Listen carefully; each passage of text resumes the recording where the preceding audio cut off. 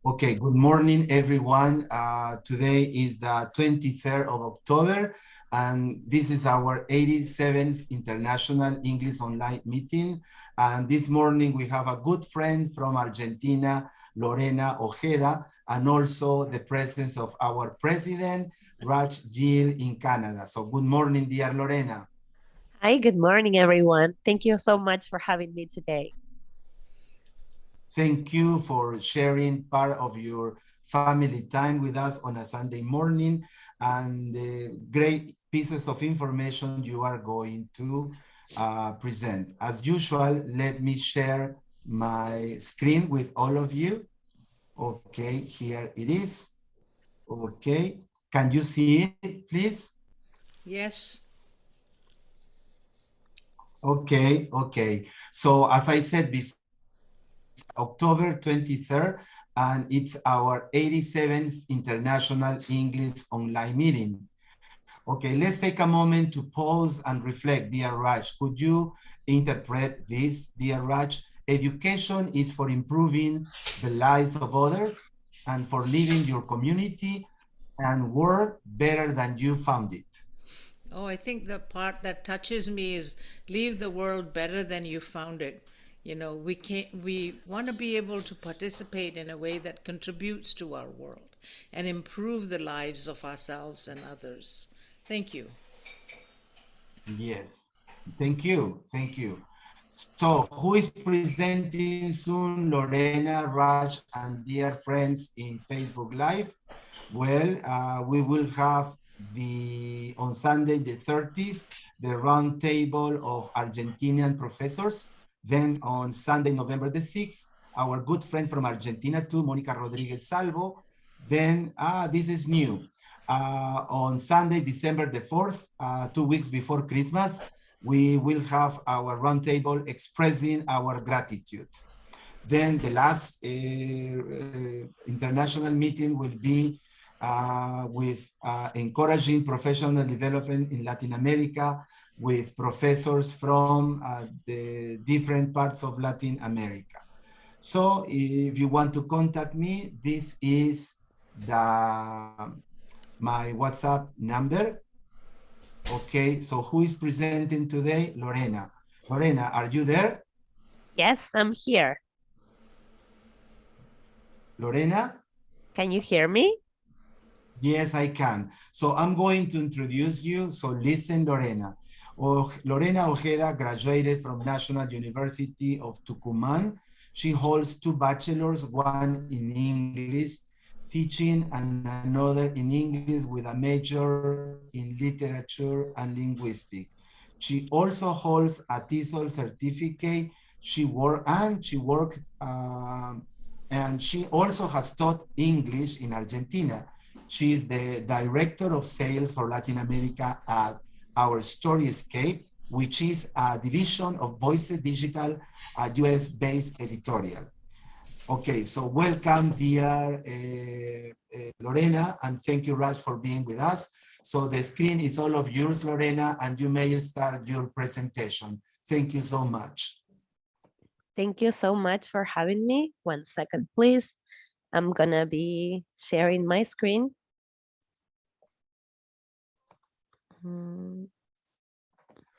Sorry, I'm just trying to. Don't worry. Yes, just in case I downloaded my presentation. Hopefully everything is good. All right. Okay, let me share it now. Hopefully, let me see in a second if you can see it. Can you see my screen? We can. Okay, awesome. Let me just turn it into presenter's mode. All right, got it? Yes. All right. Well, thank you so much, Jaime, for giving me this opportunity. Thank you, everybody, for being here. My presentation today is going to be about nurturing inclusion and motivation in your English class. And we'll discover together different ways in which we can do it. But I will really love to hear what you have to say. So this is a great space and moment to share together and learn from each other. All right. So first of all, I'm going to start by talking about the storytelling, the human brain, the benefits of storytelling, some stories and story-based activities that will help you work in cooperation and inclusion, about other some theoretical implications, and then we're going to go on some final remarks. So Okay. first, the first thing I'd like to discuss with you all is like inclusion. You know, since this presentation is focusing on motivation and inclusion, what inclusion means and what it would, you know, how knowing the meaning of inclusion would impact in our teaching practice, right?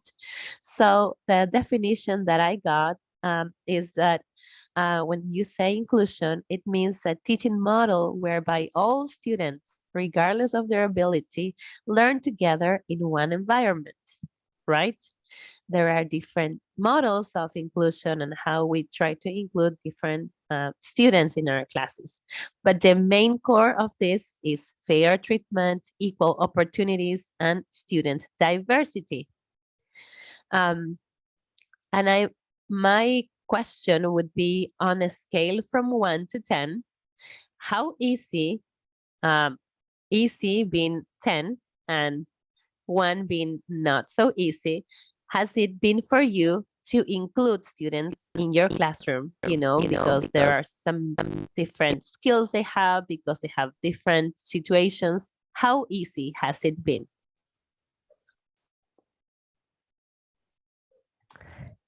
Well, for me, thanks to my personality, I think that it doesn't take me that much. But it also depends on the student's mood, on the student's physical conditions, and the student's work. The busier they are, or the more tired they are, the harder it is to get them to be motivated. Okay, okay, sounds good. What about your experience, Raj? What has your experience been? Well, I think it depends on how much interest they have in the subject as well. You know, are they really interested, or are they just doing it because it's part of a bigger curriculum?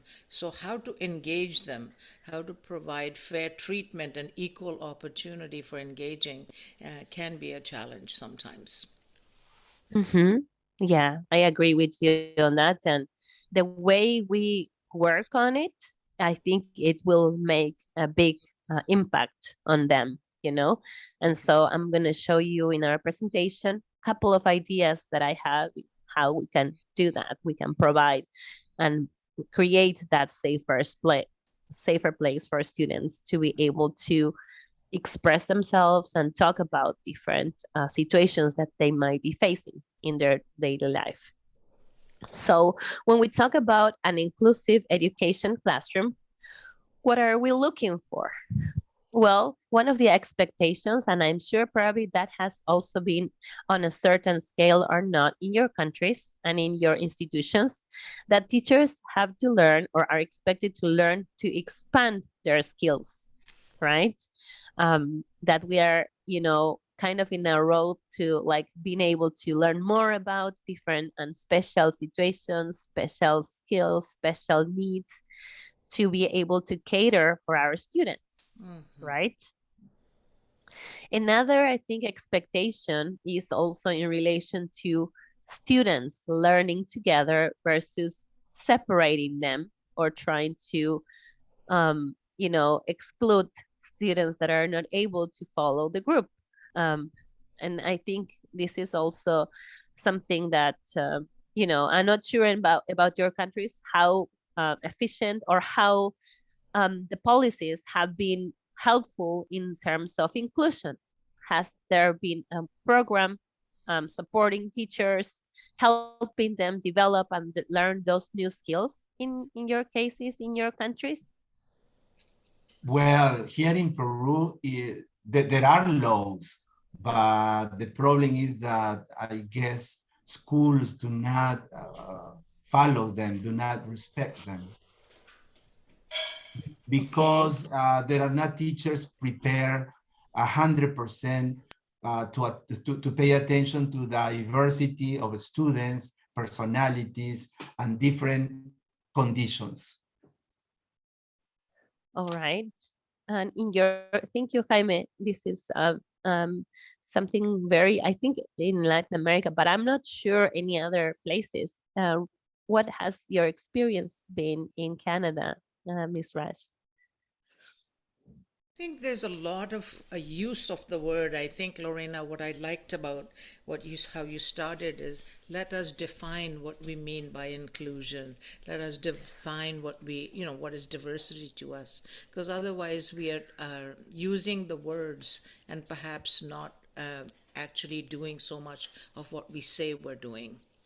So I think it's important that we get clear on, what does diversity mean? What does inclusion and equity mean to us? Right. And I think finding that fine line between what is expected and what resources and support we are having is a discussion, that Yes. it's important to have, because sometimes it is being said, but it is not being done, Yeah, yeah. So discussing and thinking about different ways in which we can provide that safe environment is, I think, really important. And I think it is connected what I have on the next square, that is like giving teachers assistance and support, and how supported we feel about including and getting, that support that we need as teachers to be able to support our classes too, you know? So I think, this is something really important to consider. Another aspect and another point that I would like to make is the focus that it's like important to shift this focus from, not being so worried about disabilities or things that we need to, we don't have, but we need to focus on abilities, on what our students have, on the skills that they have. That way, students can excel and they can feel motivated to perform in class versus feeling like I cannot do this. But if we focus on what the different skills they have, we can, motivate them and encourage them to be part of the group. So this is another point that I wanted to make. And celebrating diversity and individuality, I think, is one of those kind of different types of no, I wouldn't say stigmas, but this expectation that our classes have to be uniform, and diversity goes against this, like, oh, they have to learn together, and individuality is lost, and every student's face is like merged into just like a blurb of, it's just one group, but a group is composed by different individuals, and they have their special and unique skills. And celebrating those skills, I think, is a way to kind of like support them in a way to develop themselves and have their own path to learning, and approach them in different ways. Could be also another, solution. What do you guys think about this point?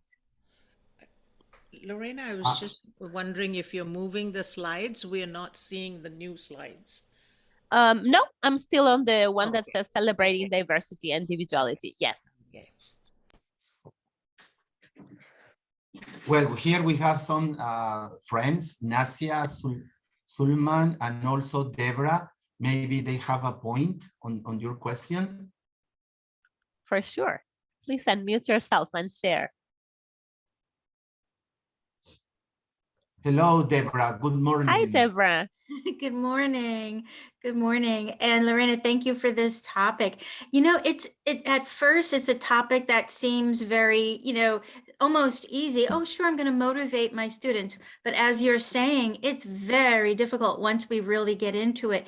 And a big piece, I think, is, as you have said, that everyone is motivated very differently. There are different things that motivate us, right? And that motivates our students. And then sometimes what we think is going to motivate them really doesn't. But I think that the most important thing that you're saying at the moment is the inclusion piece, right? That what we're trying to do is to reach out to them, to pull from them, and just by that very act, we could be including them a little more. But this is a very important topic, and it's a difficult one.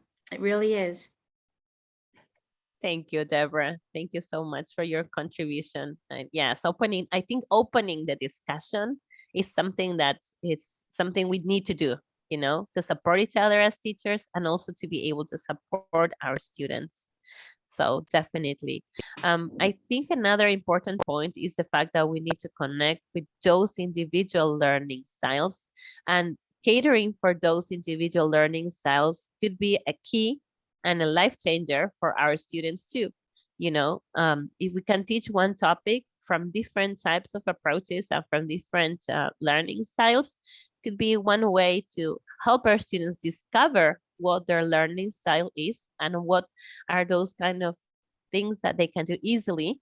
And, in providing that variety in the presentation of content, for example, is something that we should include or consider, including in our classes. I think another point is honoring the needs of all of them equally. So we can, find a balance between what we need to do with the curriculum, but at the same time, include or consider what our students' needs are. I'm not sure if this is your reality, but what happens sometimes in schools, at least here, is like, we are so focused on, I need to complete this topic, next week, and I gotta do it. And this is sometimes very stressful because we have to fulfill or, impart a curriculum and we have a deadline for that.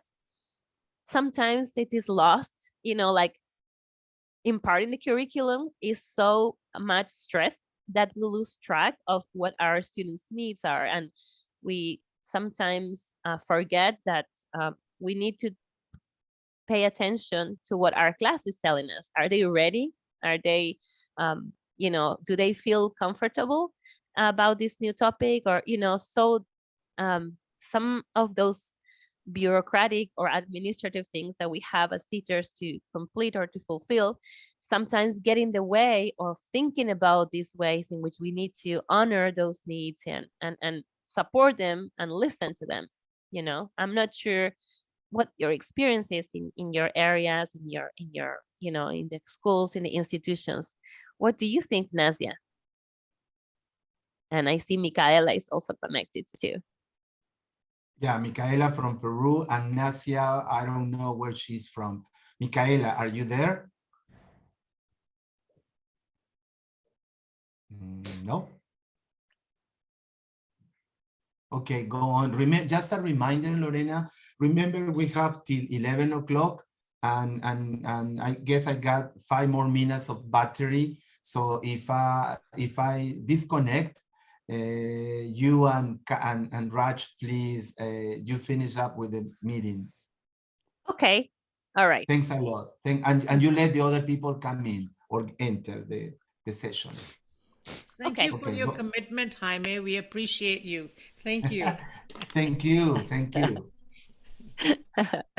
Thank you, Jaime. Okay, so if you guys want to, give your point, just raise your hand so I know you want to participate or you want to be, sharing what your experience is. So valuing others' cultures and perspectives is another point that sometimes is lost too. Could you please make the slide bigger so we know which slide you are working on? Yes, this one. Please. Thanks a lot, Lorena. Okay. Yes, I'm just discussing on the point of valuing other cultures and perspectives and what we need to, what are those kind of things or unsaid practices. Yeah, but you are working on the slide 1, number 2, number 3. Which slide are you working on? The one that has inclusive education classroom. Can you see You it? see, we cannot see it. That's Oh, why I'm asking you to make it bigger. So we know, okay. sorry, I'm gonna No, share that's it again. okay. I always Um, tell my guest speakers that this type of problems always happen to the best guest speakers in the world. Now, okay. Can you see it now? I'm Now we sorry. can see it. Now we are focused. All right. So the last one I wanted to talk about was nurturing shared respect and empathy, and how we do it. I think it's one of those big questions, right? How we're gonna do that. Well, hopefully in this presentation we'll have some ideas on how we can nurture respect and empathy. And in order to do that, one of the things that I would like to discuss is the importance of storytelling, and you will see how I connect that to how we can create this safer space for nurturing respect and empathy. So for example, here, I'd like to discuss why we would like to use storytelling as a strategy and how it affects our brain and what the benefits are in storytelling. One of those benefits is this mirroring, that whenever we listen to stories, we are able to experience a similar, try to like put ourselves in another person's situation, and we have the same brain activity as the speaker is having. The other important benefit is that neural coupling, in which our stories have the ability to activate the parts of the brain that allows us to turn that story into our own ideas and experiences. And we'll see how we can use stories in this case. Another great point about using storytelling as a strategy, in my opinion, is also the fact that dopamine is released when we listen to stories. We can remember them, and that is something that we can use it as a powerful teaching tool. So the other one is the cortex activity that allows students to process the facts, and our two areas of the brain are activated. We can engage more. And this is what I would like to propose in today's presentation. And one second. So what happens with storytelling? Other benefits of storytelling include peer-to-peer learning connections. We can support our students' social communicative skills when we use stories in our classes. And there is also active play. One second, I'm meeting. Including them a little. Okay. So we have active play and creativity. We have students that are more motivated, they can relate, and they create their own versions of the stories. We'll see how we can use them that.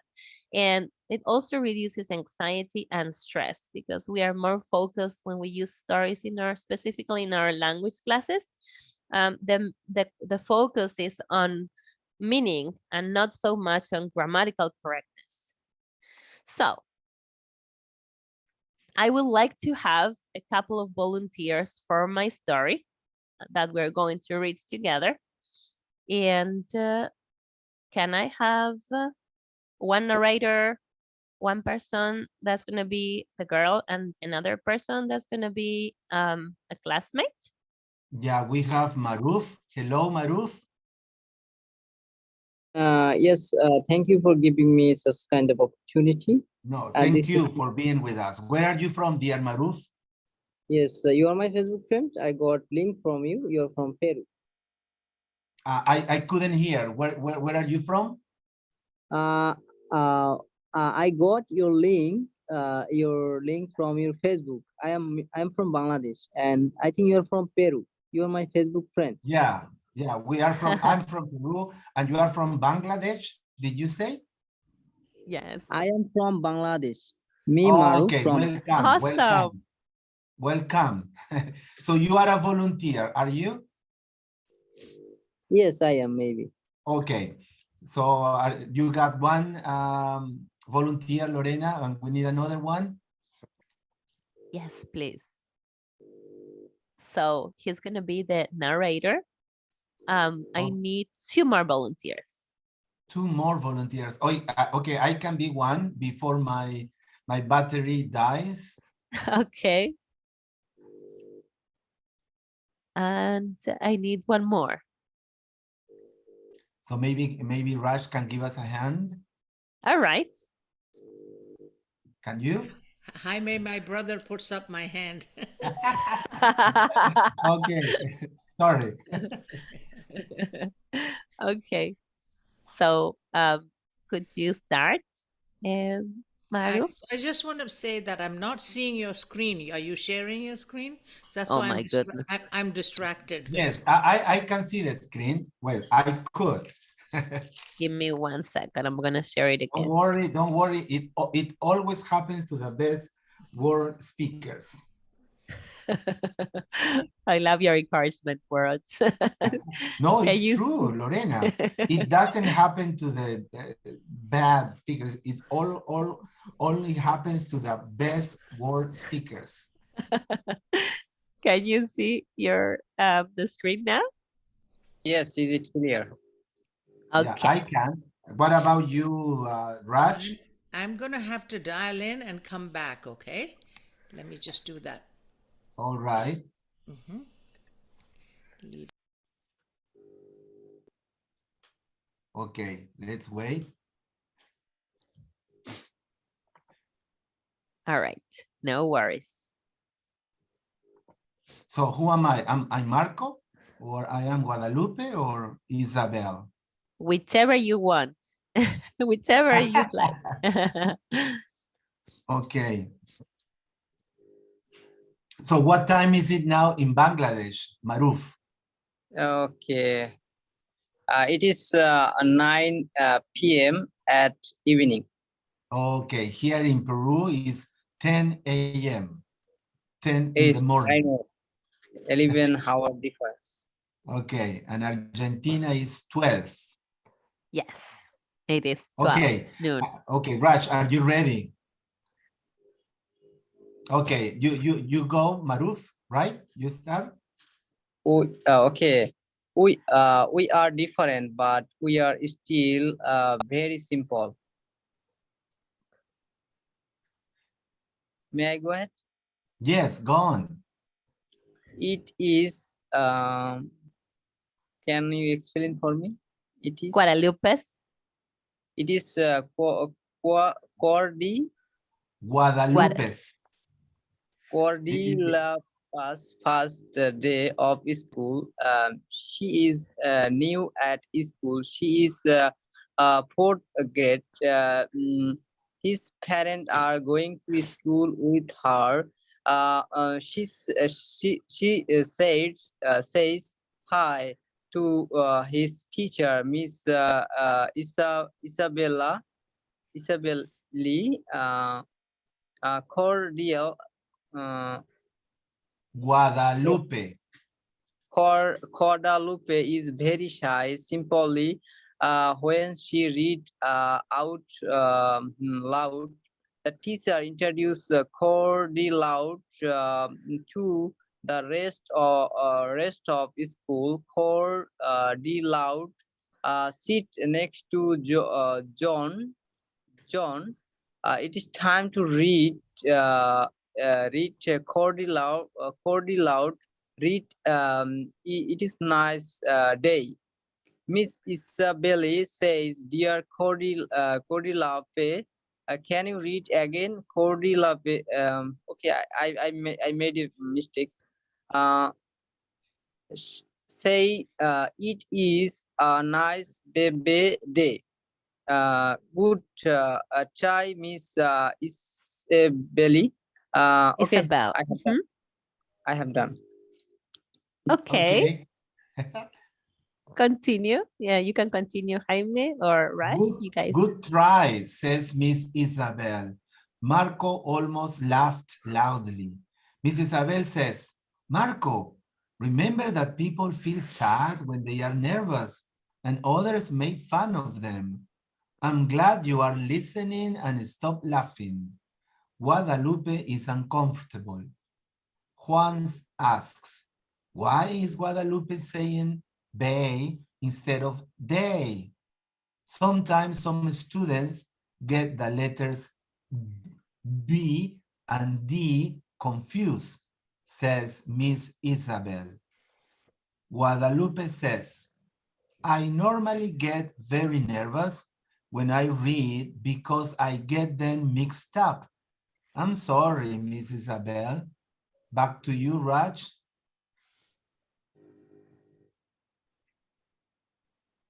Your microphone, Raj. I muted. It's okay, Guadalupe. We all get nervous about things we have a hard time with. I get nervous when when I gave a speech in front of a lot of people. Now I have to move something so I can see. No, not working for me today. Yeah, I think I'm having trouble with my, okay, there it is. It's okay, Guadalupe. We all get nervous about things we have a hard time with. I get nervous when I have to give a speech in front of a lot of people, like it's happening now. Does anyone else, does anyone, does anyone else want to share the kinds of things that make them nervous? I always have pronunciation difficult. Juanta, go ahead. Juanita. Juanita. Juanita. Juanita, thank you for the help. See, this is demonstrating what happens to people when are from different cultures and don't know the name. Yes. Thank Yes. you. It's a great opportunity to Yeah. support each other. I think Lorena is doing this on purpose. Thank you, Miss Isa. My hands are get sweaty when I have to take a math test. Now I can't see the last part of the slide, so I have to do something. Sorry, can't see the last part of my slide. Okay, Exactly. Maybe I can help you. Exactly. Our bodies react when our moods or emotions change. Wow, that's beautiful. I love that. Our bodies react when our moods or emotions change. Oh, there is more. Yes, The there is bell more. rings. The bell rings. It's time for recess. Students go out and Miss Isabel talks to Guadalupe. Do you always have letters mixed up? Asks Miss Isabel. Yes, miss, replies Guadalupe. I will call your parents. Miss Isabel talks to Guadalupe's parents and they agree to have Guadalupe tested for dyslexia. Oh, the following week, Miss Isabel decides to tell her class about dyslexia. She shows them a poster with letters in different directions. She asks students to bring a small mirror. Maybe somebody to read, maybe Deborah or Raj. Miss Isabel says, we're going to have an experiment today. Look at the poster and see that the letters are not in the right direction. Now, what happens when you have a mirror to help you transform the letter into an alphabet letter? Find the right position of the mirror and see the magic. You can now understand that people with dyslexia sometimes don't have that magical mirror to transform the letters. This is Guadalupe's case. We understand now how she feels when she's reading. She has a special power. She learns in a different way. She has to be able to read without the magical mirror. So when she reads that and tries, I want us to be her magical mirrors. Wow. Carry on? No, somebody else. Yes. Instantly, Juan said, we can clap and cheer her up. Guadalupe smiles. She feels supported, and for the first time in her life, she's not as nervous to read in front of her class. Wow.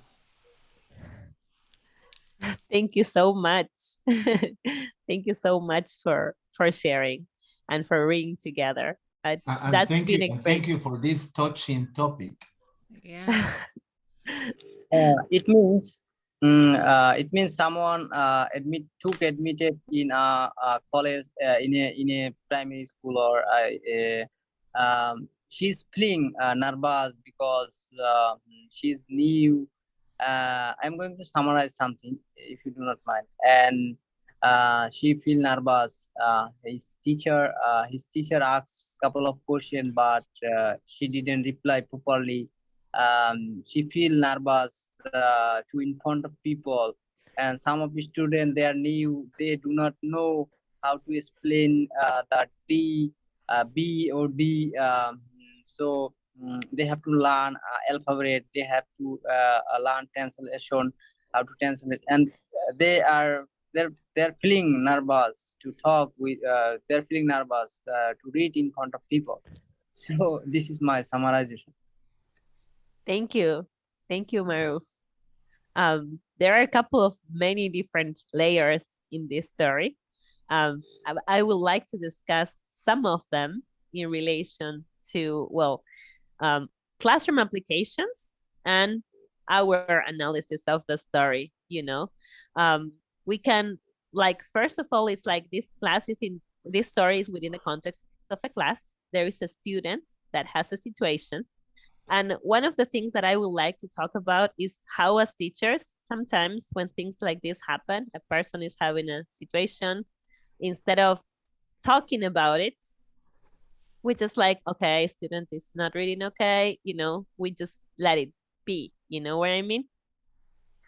And in this case, something was done, you know, something was done to the student, something was said to the student that was making fun of the girl of Guadalupe. Something else was also said and done about explaining students why Guadalupe might have might be getting the letters confused.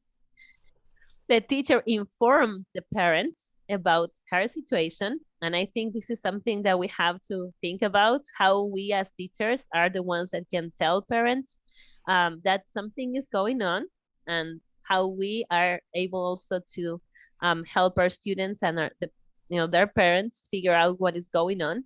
Sometimes dyslexia or other types of situations get unnoticed for a long time, and nobody says anything about it.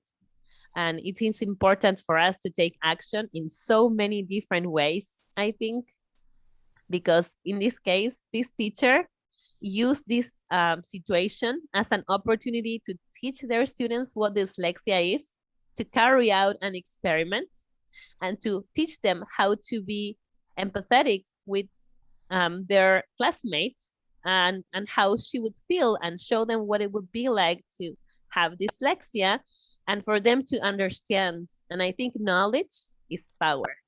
You know, we are able to understand when we know, and because we don't know, and we can't understand. And I think this is part of also supporting each other, you know, supporting and understand, okay, we don't know, we can research, we can, you know, do our work and figure out something and bring it to the class, talk about it. What do you guys think? I agree with you, dear Lorena. My grandson is 3 years old, and he has a certain condition of autism, so he can't talk yet. But thanks to this, I've learned that many children in my city are suffering from this type of condition. Some of them are 7, 8, 9, and they cannot still talk.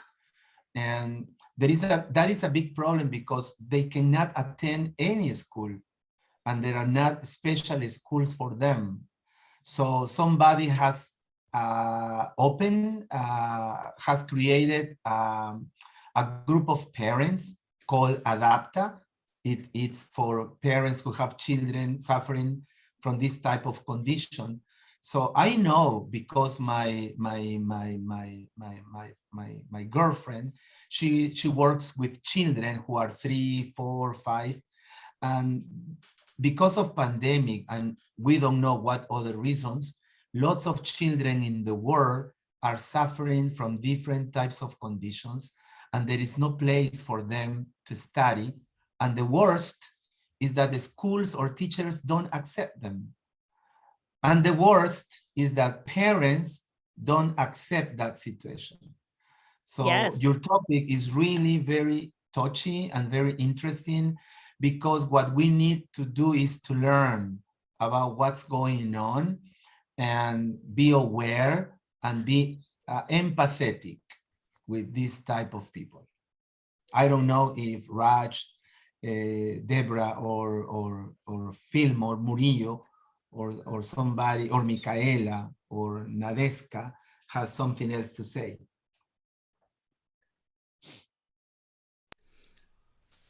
I think it's important that the teacher remain curious and work at be understanding the students rather than just saying, oh, this person. Like, you know, with me, when I went to different countries, the pronunciation of people's names was a big challenge because in Canada we didn't have those names. So, and it took me some time to get used to, in Latin America, some of the names, and I stumbled over them. And I think people found, I found them very patient with me, helping me understand that, rather than, you're the teacher, you should know. That is great. That is a great point too. Um, I don't know if somebody else would like to say something. Deborah, go Yeah, ahead. Deborah. Yeah, thank you. One of the things that's really jumping out at me is that you're talking about teaching empathy. And a lot of times, you know, we don't do that when we're trying to attend to inclusivity. But what I really love about your activities here is the focus on feelings and the focus on helping the students to put themselves in the shoes of others, right? To walk a few steps in others' shoes. And teaching empathy is really important, and you're modeling empathy. So that's one of the things that I really appreciate about these activities. And you can't really tell them that's what you're doing, but that's what you're doing, and that's what they can be learning. So these are really, really wonderful activities that you've shared. Thank you. Thank you, dear Deborah. And our good Thank you. friend from Philippines, what's your name? Fillmore Murillo. Fillmore. Hello, Hello, Fillmore. Good everyone. morning. Hi. Okay. Good evening from my location. So, Okay, good evening. one of the crucial aspect of the story is the fact that there is the requirement for the students to feel relaxed in a learning environment for learning to be truly happens. And it reminds me of the need for teachers to really understand how the brain works, because we are actually wired to deal with events in our lives in a fight or flee mood. It's part of the evolution. The reptilian brain actually filters that. And if a student feels threatened, for example, in that case, the character doesn't feel comfortable, she feels threatened, and therefore it affects the physiological aspect of her body, being nervous, heart beating fast, perspiring. Okay, but if the student in that instance, in that situation, the teacher was able to convince her that this is a safe space, you are welcomed here, we understand you, and because of the empathy, as what is highlighted by Deborah earlier, this particular student feels that she feels safe, and she doesn't need to feel bad, and therefore she could open up. And it's only when a student feels comfortable in a particular space that learning usually happens, that the motivation comes in. So yes, I think this is a very productive discussion that we're having right now. Thank you.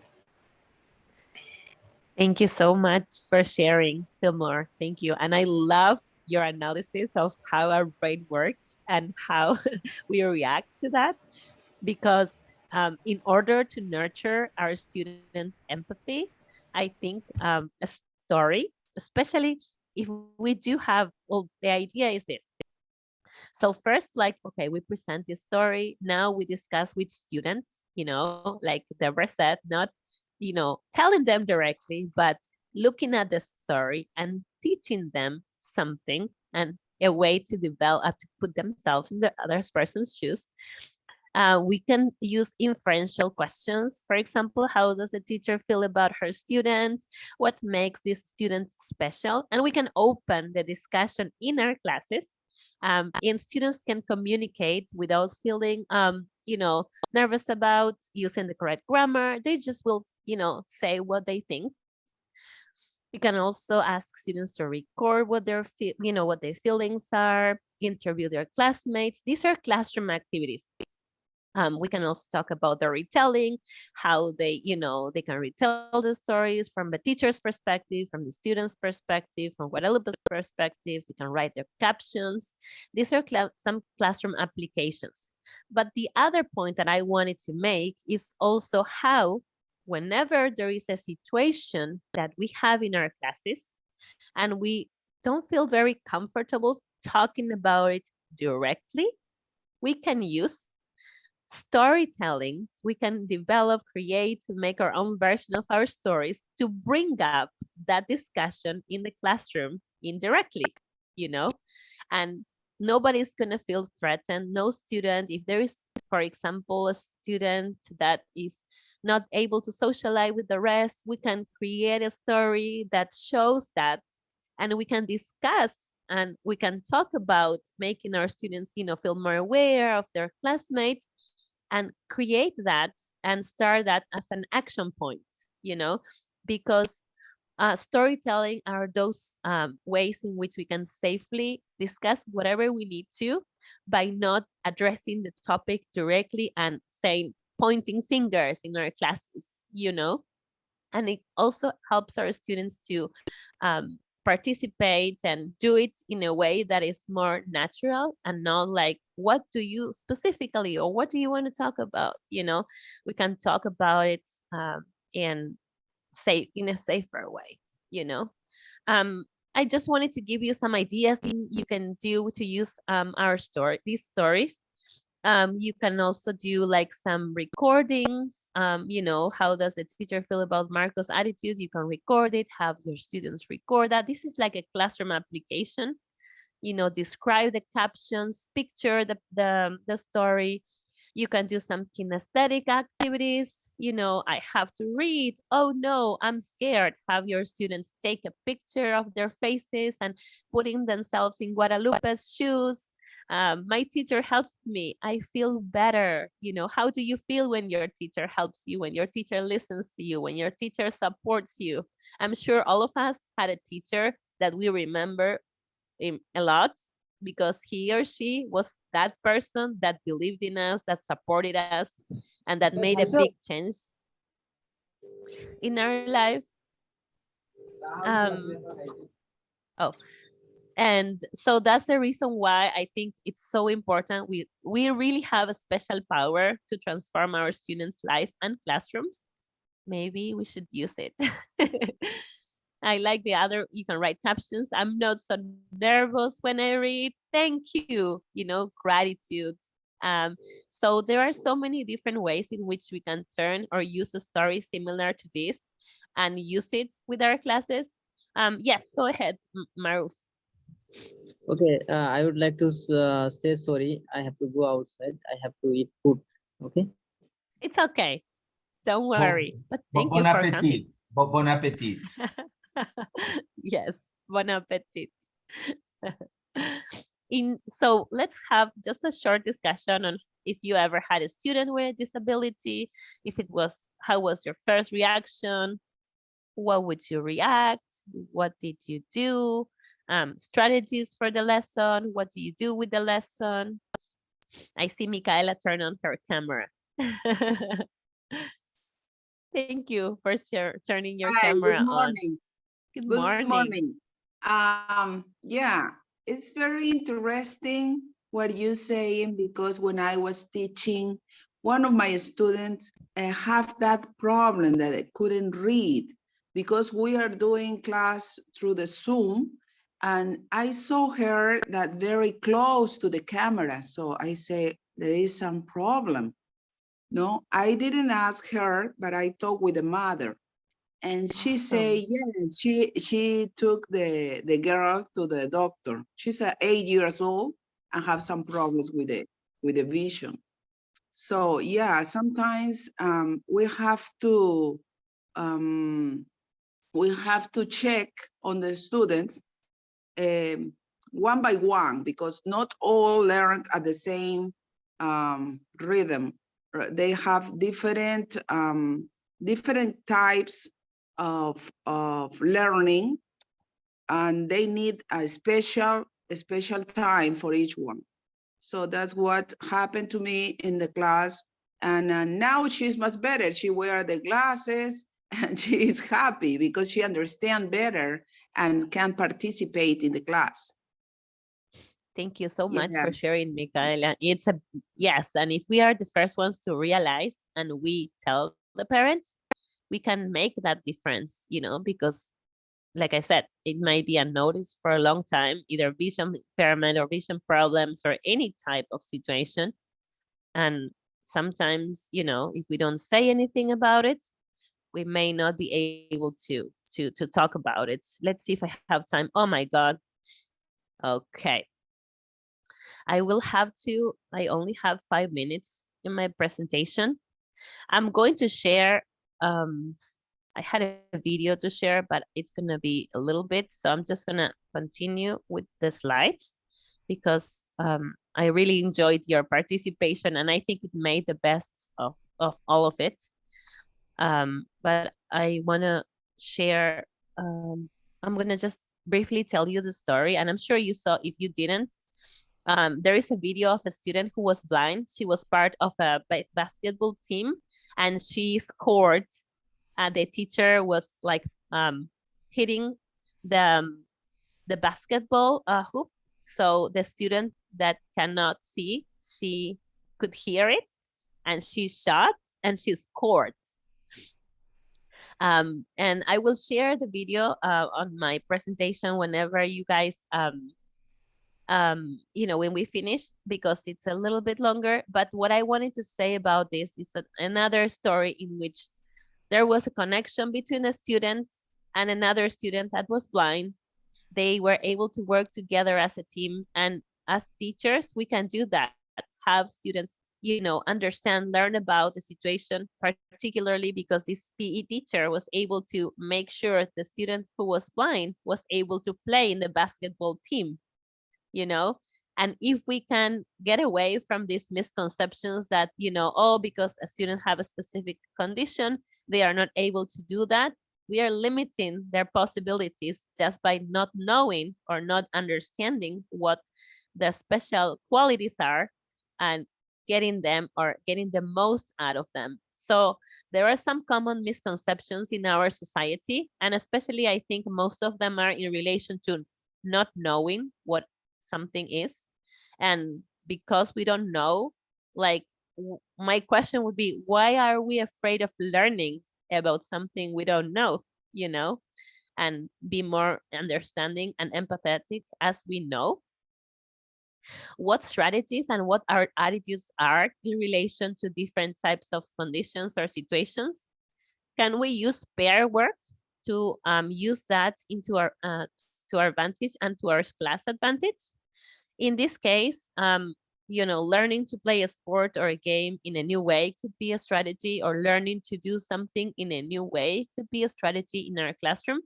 And what are our action plans in our class when we meet those types of unknown situations? Could be either behavioral, physical, emotional, psychological, you know, how we can strategize that, bring it up by means of a story, and also being able to modify, change our class dynamics by applying these strategies, which are simple because storytelling is, you know, something we can create. We can, you know, we can make up a story with our classes, and, you know, we can use them differently. So a tool to bring up a safe discussion is, like I said, storytelling in a nurturing and empathetic environment. As teachers, we don't have all the answers, but trial and error is part of this learning process. So if we hold our students' hands to discover different strategies together, I think it's a great opportunity for our students to see that as teachers, we are also learning with them and we can learn from them too. Okay, so it's important to, in our class dynamics, remember that our actions before, during, and after a situation are really important. How these situations can be turned into a learning opportunity. In this case, dyslexia was a situation, it was brought up, and it turned into a learning opportunity because the whole class learned about dyslexia by talking about it and by carrying out an experiment. So how can we talk about different situations and discover and learn together with our students? I think it's a great tool we can use, and we can work together as a group. Another important aspect about storytelling is that it supports different types of learning objectives. As when we tell stories, and I'm sure you will remember them, you understand the language, you can apply the language you've learned in the story. I'm talking about from the language perspective. We can analyze the different expressions that were used. We can evaluate and decide whether we want to include them or not. We can retell the story. You can retell the story and use the new expressions and structures that you have. This is from a language perspective, but on an educational perspective, we can do about the same with pretty much any story we find. So what can we say about storytelling? It is a lifelong lesson. It can be used to spark action, transmit values, inspire students, foster collaboration, share knowledge, and project the future. If there is something you'd like to change in your class by means of a story, you can get that, like plant that seed, that idea into your students' class by reading the story, and that can spark the action in your class. By using storytelling in our classrooms, we are going to be able to tap into different types of parts of our brain. We can also tap into the premotor area. We can, use PQAs, which I use with you guys, to lower the affective filter. We can also tap into the frontal cortex by using the stories in a creative way. We can also, when we have to talk about the stories or retell them, we activate Broca's area. When we work with these language comprehension questions that I mentioned, we're tapping into Veronica's area. We are activating the motor skill area when we use kinesthetic activities. And we are also using the visual processing area when we use different types of visuals, how your students picture the story, what your picture of Guadalupe is in relation to her own version or our version of Guadalupe, and what are other theoretical implications. CDA, which is the analysis, or which is critical discourse analysis, analyzing, let's say, this story, we can say that discourse, in a way, is a way to either reproduce those social norms, but it is also a way to produce social change. So my question is, what kind of stories do you want to share in your class? Do you want to share the story of an underdog, of a person who is not expected to succeed and then succeeds? What type of change do you want to see in your class? Produce that social change by means of stories, and you will see how great they are and how well they work in your class. Finally, I'd like to finish by quoting Nelson Mandela, who I really love and I admire. He says that education is the most powerful weapon which you can use to change the world, and I think it can. So let's be lifelong learners and support our students understanding their struggles, and let's use stories to change the world. And hopefully this can be the first step towards inclusive education. Thank you so much for participating. Thank you so much for being here. And I really enjoyed having you and having your participation. I don't know if there is something you need or you'd like to share, but I try to stay within the time that I have. for my presentation. Thank you, Lorena. Jaime's battery, he was out of battery, so he's not on the call. I think Deborah had her hand up. So, Deborah, did you want to make a comment or? Yeah, thank you very much. I just wanted to share, Lorena, this is really a wonderful presentation. What I'm seeing is you're pulling together several ideas, right? Motivation, empathy, but then also storytelling, right? Motivation, empathy, inclusiveness, and then using storytelling for all of that. So I think these are really important and wonderful ideas that you're sharing. And I'm going to be thinking a lot more about this. And storytelling is something that I want to learn how to do better. So, so I just want to thank you for this wonderful presentation. You're pulling together a lot of big ideas and very important for teachers in the classroom. And I'm going to think through a lot about this today. So thank you very much. It's just especially the connections you're making between these big ideas. So thank you. I really loved your presentation. Thank you. Thank you. Thank you, everybody. Thank you so much for coming today, taking a Sunday, sometime, to come and share. And I think it's been a great space to share. Yes, go ahead, Micaela. Yeah, hi. I was just want to share that when I was using a book for my English class that was for kids, tropical, they have always a story that, for example, in the first unit, we have the first chapter. So with the characters, the things that happen in the story, and all the students were very emotional, I see, because I tell everything, we read slowly so they can understand.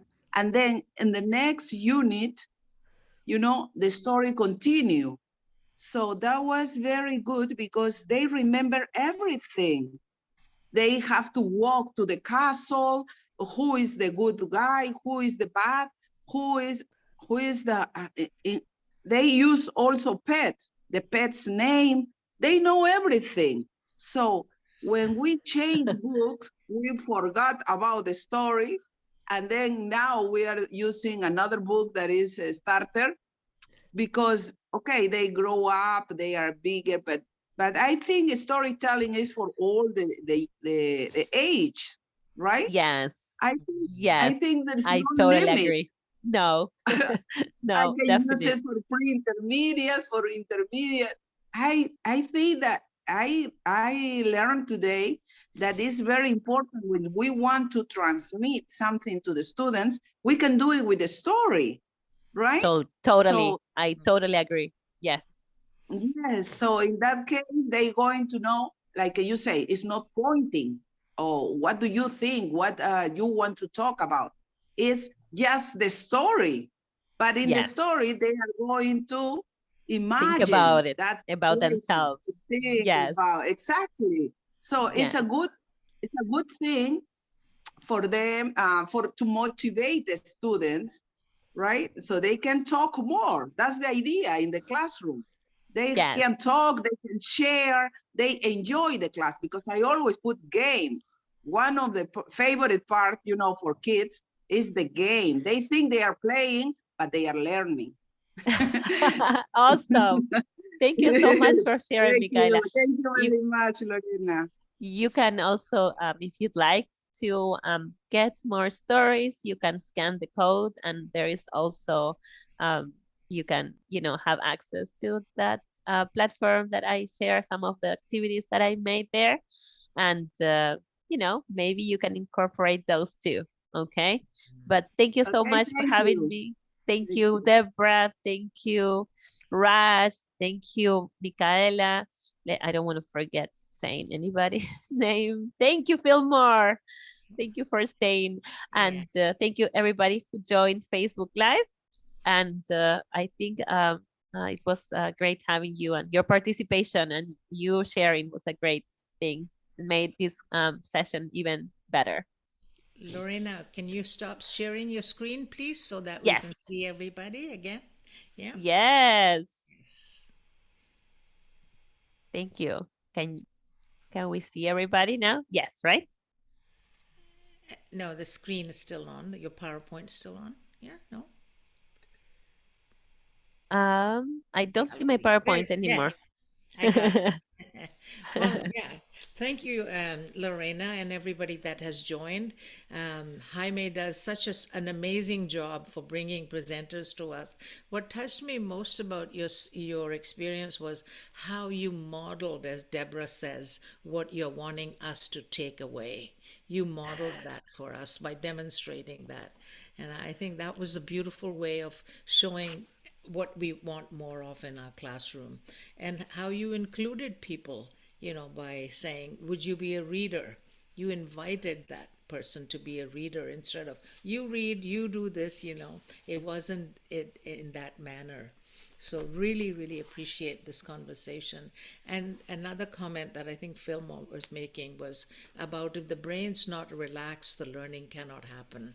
So how do we create a learning environment in which participants are relaxed and learning actually happens?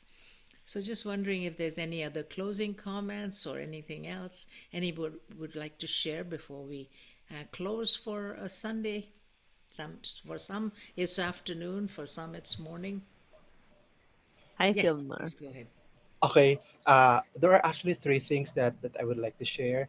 Number one, I think what Lorena shared is something that agrees with what common researchers observe, because I've read somewhere that we relate more to individuals than to groups.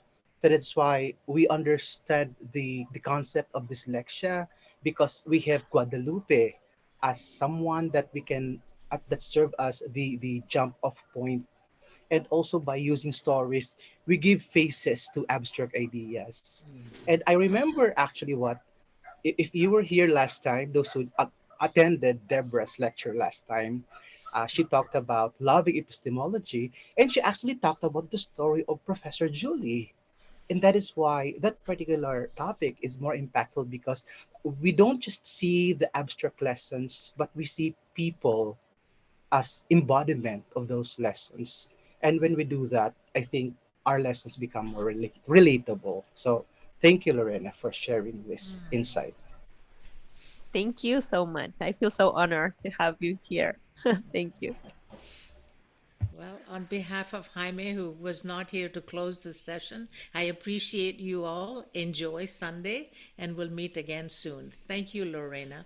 But I know he says usually, Lorena, your final words for this session. That's what he usually asks us to do. My final words of these sessions are, let's, change the world. And by changing the world, we can start by changing ourselves, our classes. And then, we can create that movement, and let's understand that our role as teachers is something so powerful and so important that we use it. It's our special power. So let's use it to transform our society, and it will be a better place, better than before, better than we found it. Thank you so much. Thank you, everybody. See you next time. Bye-bye. Bye. Thank you. Thank Bye you. bye. Bye, Rach. Bye, Lorena. Bye, Bye bye, everybody. everyone. Bye. Bye. Bye. See you. Bye Bye, bye. Raj. Bye-bye. Deborah. Bye. See you next time. Thank you, See Lorena. you. Thank you, Raj.